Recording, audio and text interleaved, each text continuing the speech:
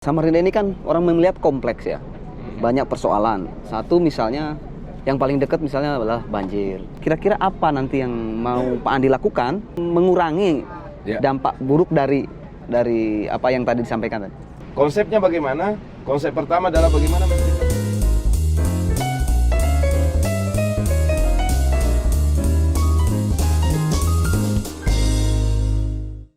Oke, Pak Andi. Kalau saya lihat ini terkait dengan rencana pencalonan Pak Andi dengan Pak Rusmadi. Ya.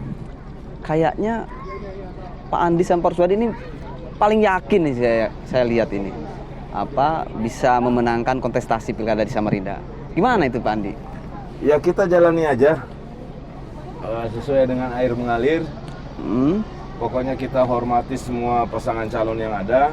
Kita konsisten melaksanakan program-program yang telah kita agendakan. Oke.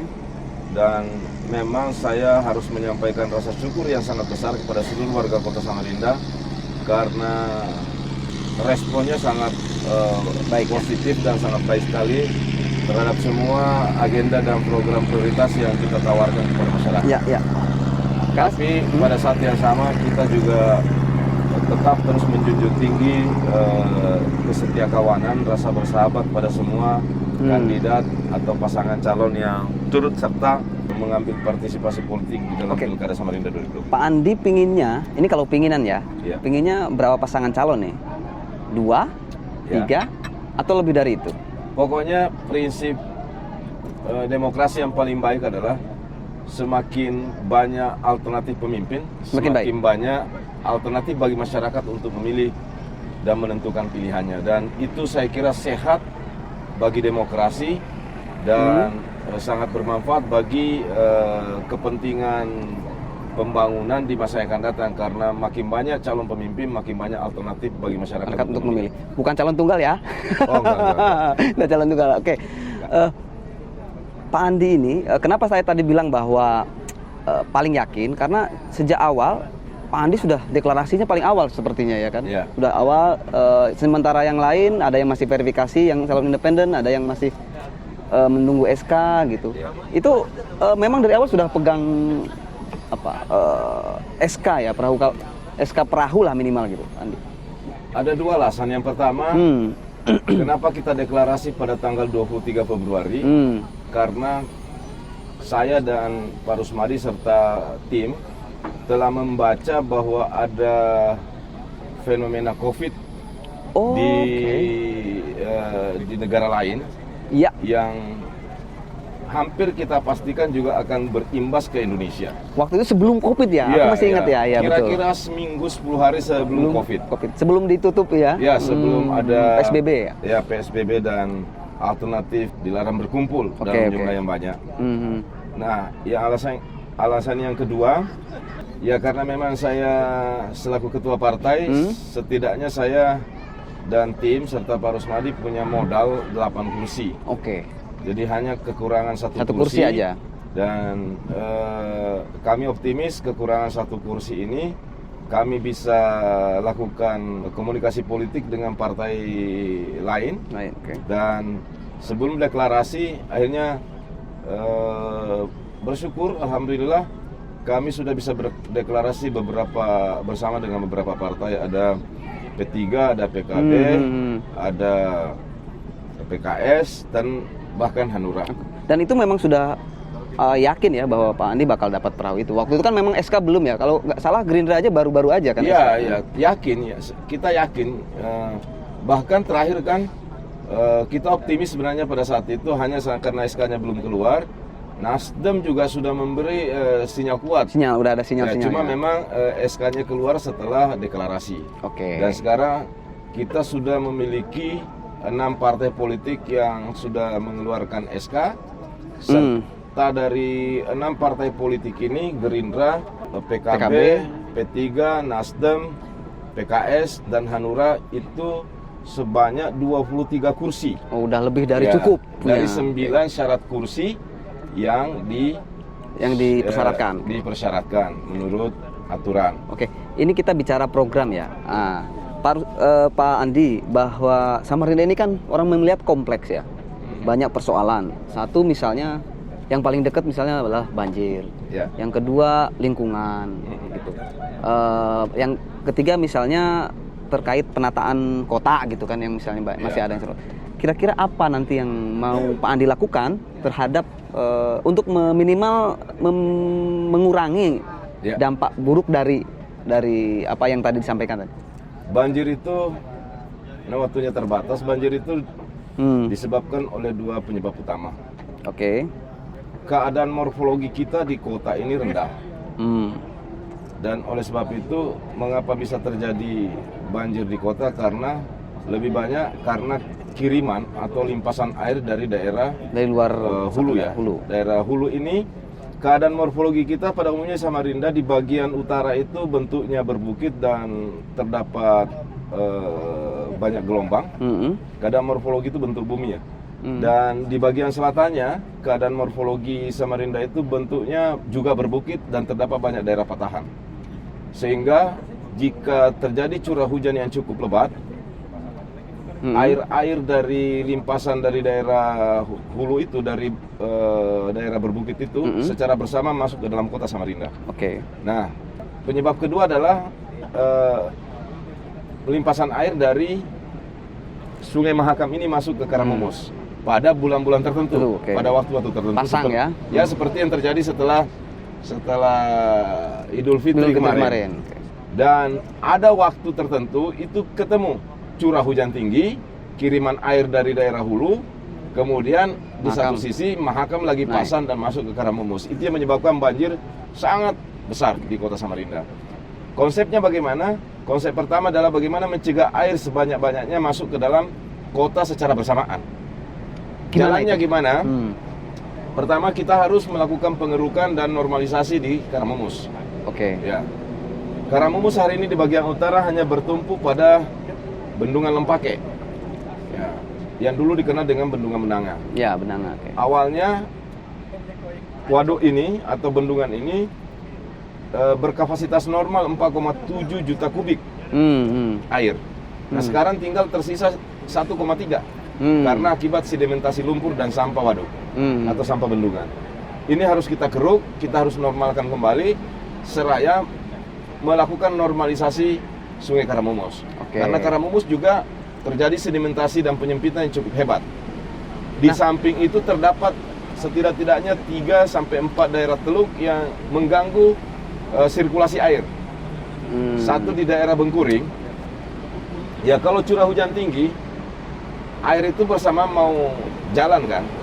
Nah, karena terjadi belokan yang cukup mengganggu, maka dia melimpas ke daerah termasuk ke daerah Bengkuring. Gini, ini kan kemarin juga kita diskusi dengan para pengamat ini ya, banjir ya, bahwa apakah normalisasi itu menjadi salah satu solusi ataukah ada solusi lain? Ya, salah satu solusi baru atau program baru yang akan kita tawarkan adalah kita ingin memanfaatkan ex-void tambang. Untuk diketahui, sejak tahun 2018 hingga hari ini ada 119 lubang tambang yang tidak aktif. Artinya itu untuk menjadi penampungan air? Gitu? Iya. Jadi saya perlu ilustrasi sedikit. Satu bendungan Benanga itu memiliki kapasitas tampung sekitar 4,7 juta. Void tambang yang ukuran medium, size medium, itu bisa membuat tampungan dengan kapasitas sekitar 7 sampai 8 juta kubik. Manfaatnya apa? Satu, kita tidak mengeluarkan biaya APBD yang sangat besar lagi karena kita tidak perlu gali. Karena sudah ada. Ya, kita cukup membenahi daerah tanggulnya, kemudian investasinya tinggal pompa dan rumah pompanya. Kita pilah dari 119 ex-void tambang itu, terutama void tambang yang berakses langsung dengan saluran utama sungai. Dan kita itu punya di seluruh 10 kecamatan punya. Iya. Oke, ada yang berpendapat ini mengenakkan pengusaha tambang. Sekarang banyak kita harus realistis. Kawan-kawan NGO, aktivis, udah berkali-kali demo ini lubang tambang kapan ditutup. Tapi sampai hari ini kan nggak ditutup. Karena memang pengusahanya sebagian besar udah lari. Ya, daripada makin berbahaya di kemudian hari, mending dimanfaatkan. Ya, kan sekarang puluhan bocah anak Samarinda yang tenggelam di dalam lubang tambang. Mending sekarang kita manfaatkan, dan itu dimungkinkan oleh aturan karena ada sistem reklamasi sekarang yang dinamakan dengan reklamasi dalam bentuk lain.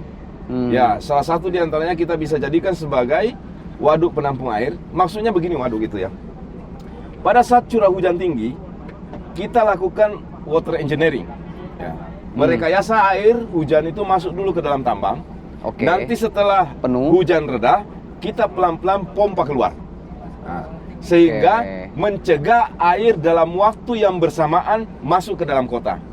Berarti kan ada yang dibangun dulu untuk mengarahkan air ke situ ya? Nah, secara paralel kita juga melakukan revitalisasi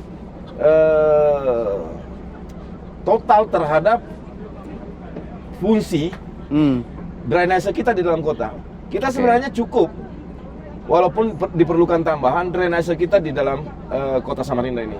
Hanya masalahnya tidak berfungsi secara baik karena tumpukan lumpur dan sampah. Dan itu salah satu di antara gagasan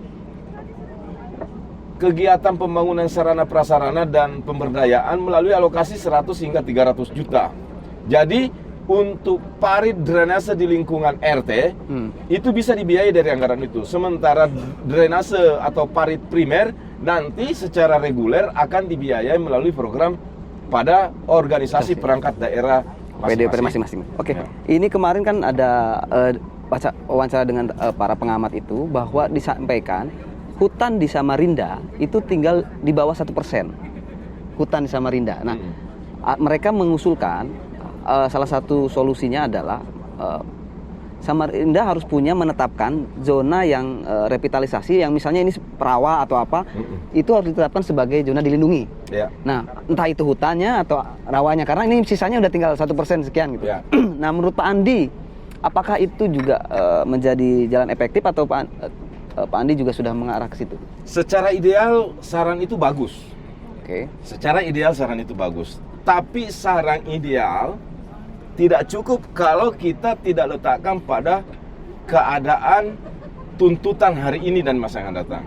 Oke. Populasi makin bertambah. Kebutuhan akan lahan makin tinggi. Oke, kita mungkin bisa amankan di zona tertentu. Sekarang kayak katakanlah di daerah utara itu daerah Brambai yang relatif masih perawan ya. Ini juga kalau digarap, dikupas lahannya, maka menambah beban banjir kita di Samarinda. Apakah ini bisa ditetapkan sebagai zona terlarang bagi pembangunan kawasan? Secara ideal saya harus katakan bisa. Bisa, oke. Ya, tapi pertanyaannya, lahan di sana itu milik siapa? Pemilik pemerintah. Kalau bukan susah ya. Ya, kalau bukan kan tidak semudah yang kita bayangkan. Oke. Saya ingin begini. Saya ingin mengajak kita semua berpikir untuk realistis. Betul. Bahwa satu-satunya solusi itu bukan hanya melarang, tapi membuat daerah kita itu tangguh terhadap perkembangan pembangunan di masa yang akan datang. Yep. Jangan pikir loh ya, bahwa kegiatan pengupasan lahan itu dilakukan hanya oleh aktivitas swasta seperti tambang. Aktivitas pengupasan lahan juga dilakukan oleh kegiatan pembangunan. Saya bisa tunjukkan contoh, pembangunan bandara Sungai Siri. Itu kontribusi besarnya terhadap pengupasan lahan yang mengakibatnya melimpasnya air juga cukup besar. Itu daerah genangan harusnya Pak katanya. Ya, jadi itulah yang menyebabkan saya dengan Pak Rusmadi, pada daerah-daerah tertentu yang sangat terbilang sensitif, kita akan amankan melalui peraturan wali kota atau Perda, di mana kawasan ini benar-benar sebagai penyangga seperti yang dilakukan oleh Balikpapan terhadap Sungai Wain. Ya, betul. Tapi pada daerah-daerah yang sudah terlanjur dimanfaatkan sebagai kawasan pembangunan dan pemukiman, ya seperti kalau kita mau jujur ya, kawasan Bengkuring, kawasan Gria Mukti, daerah Bumi Sempaja, Pemnu semuanya itu seharusnya tidak boleh ada pemukiman karena dia adalah daerah rawa, daerah tangkapan air.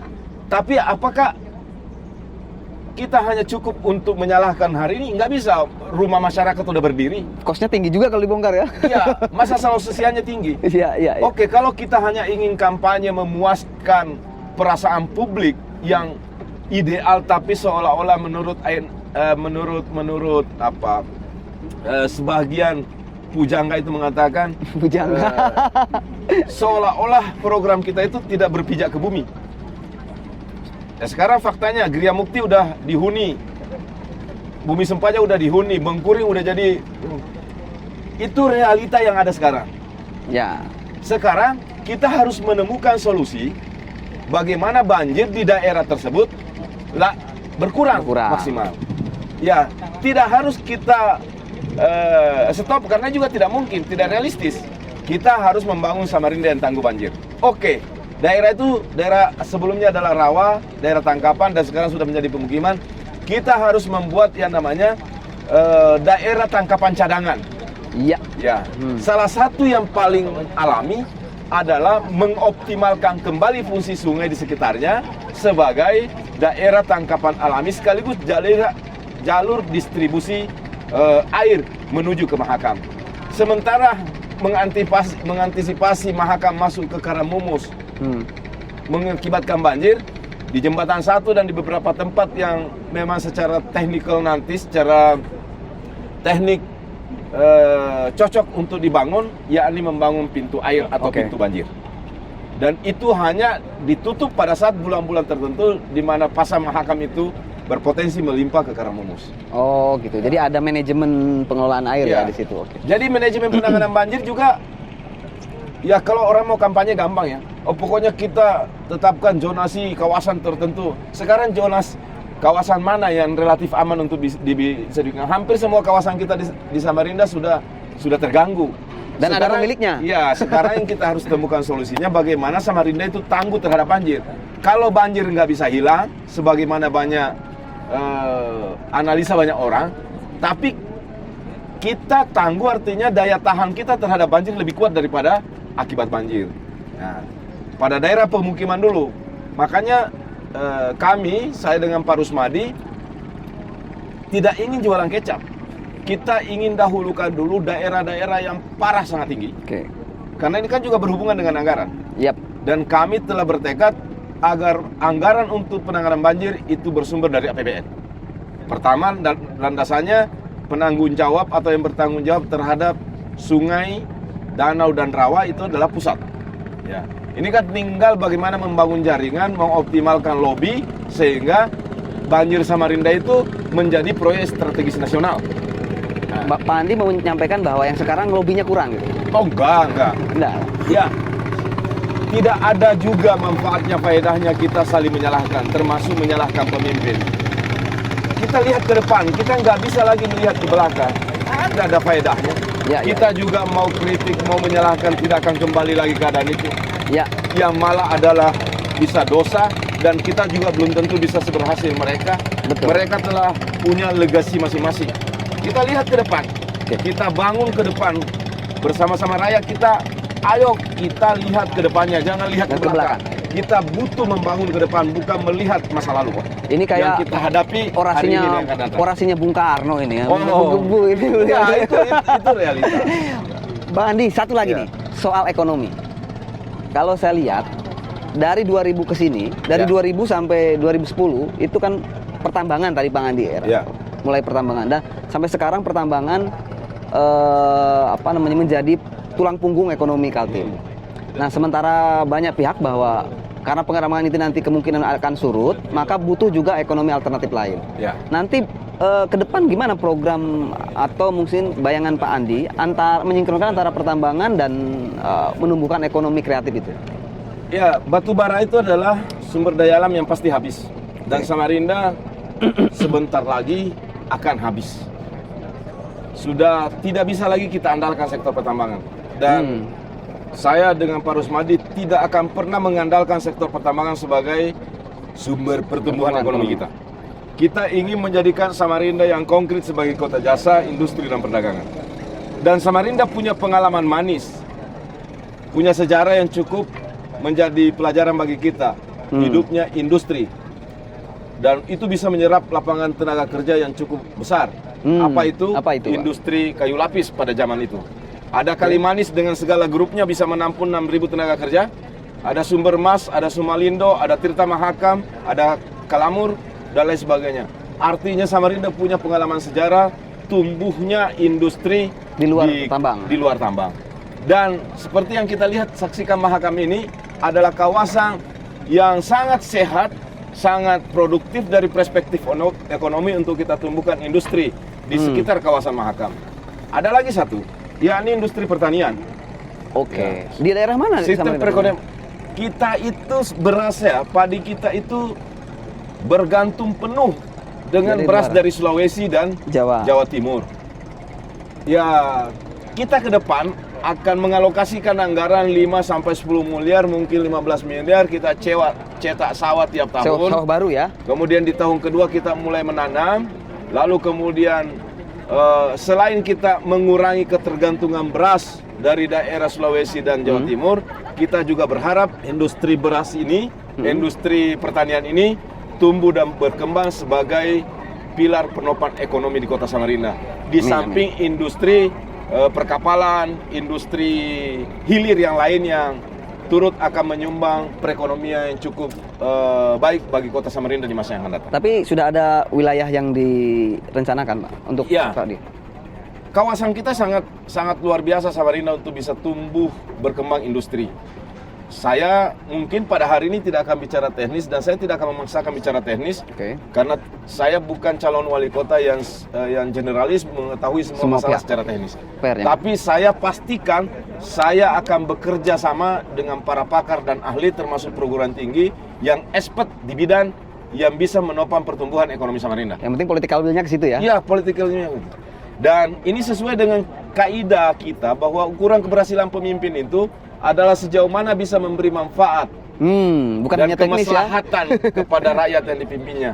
Tasarraful imami ala ra'iyah manutum bil maslahah. Ternyata ukuran keberhasilan pemimpin adalah sejauh mana dia memberi manfaat dan kemaslahatan bagi rakyat yang dipimpinnya. Ternyata di situ kuncinya. Pesantrennya keluar ya. Oke Pak Andi, ini kita waktunya sudah selesai, tapi sebelum itu mungkin monggo Pak Andi memberikan, siapa tahu ada yang closing untuk Reman Manisway. Silakan. Apa yang kira-kira mau disampaikan? Ya, sahabat dan pemirsa semua, sebagai warga Kota Samarinda, kita harus sadar betul bahwa potensi, baik potensi demografi, modal demografi, dan modal ekonomi sosial lainnya itu sangat besar di Samarinda untuk berkembang menjadi kota yang jauh lebih berkemajuan.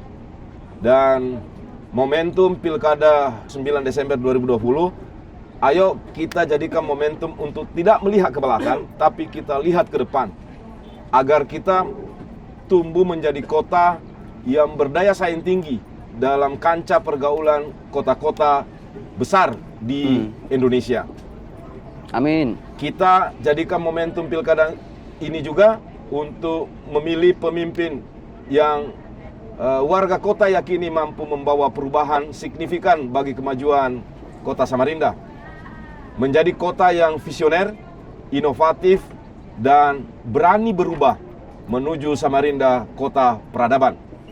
Dan lebih penting dari segala-galanya, kita berharap Pilkada Samarinda 2020 adalah pilkada yang menyatukan.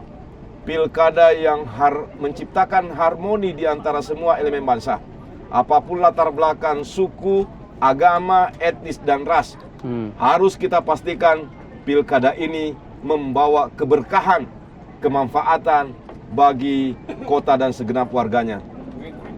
Kita harus tetap bersatu, tetap bersahabat, walaupun kita mungkin berbeda pilihan.